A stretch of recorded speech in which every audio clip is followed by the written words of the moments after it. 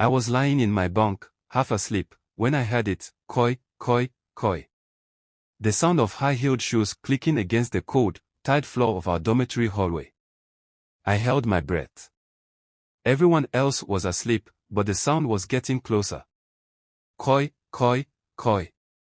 Then it stopped. Right in front of my bunk. I squeezed my eyes shut, heart pounding so hard I thought it would wake the others. I wanted to move, to wake Connor, my bunkmate, but I couldn't. My body refused to listen. Then, I heard breathing. Slow, heavy breathing. I prayed. I begged God to make it go away. A long silence. Then, the sound of the heels clicking away. Koi, koi, koi, fading into the distance. I waited until I was sure it was gone, then turned to Connor. He was snoring lightly, completely unaware of what had just happened. I lay there, staring at the ceiling, too scared to close my eyes. I attended a boys' boarding school in Lagos. It wasn't fancy, just a normal school with strict teachers, wicked seniors, and bad food. But the worst thing about the school wasn't any of that. It was the ghost. The story had been around for years. They said she was a former teacher, a woman who loved wearing high heels.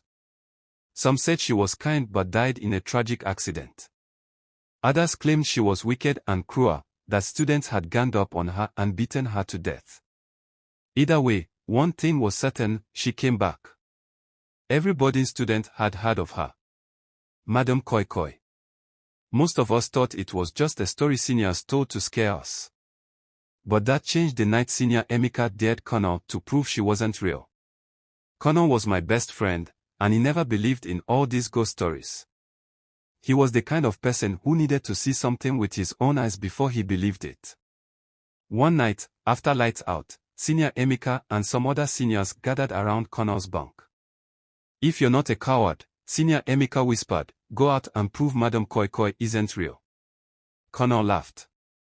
"It's just a stupid story. Nothing will happen." "Then go," Emeka said. Connor looked at me. "David, let's go." I shook my head. "You dey craze. I'm not going anywhere." But Connor wasn't the kind of person to back down. He grabbed my arm and pulled me up. "Nothing will happen. You'll see." I didn't want to go, but I didn't want to look like a coward either. So, I followed. Toby, another boy in our dorm, decided to join us. We tiptoed to the door and stepped into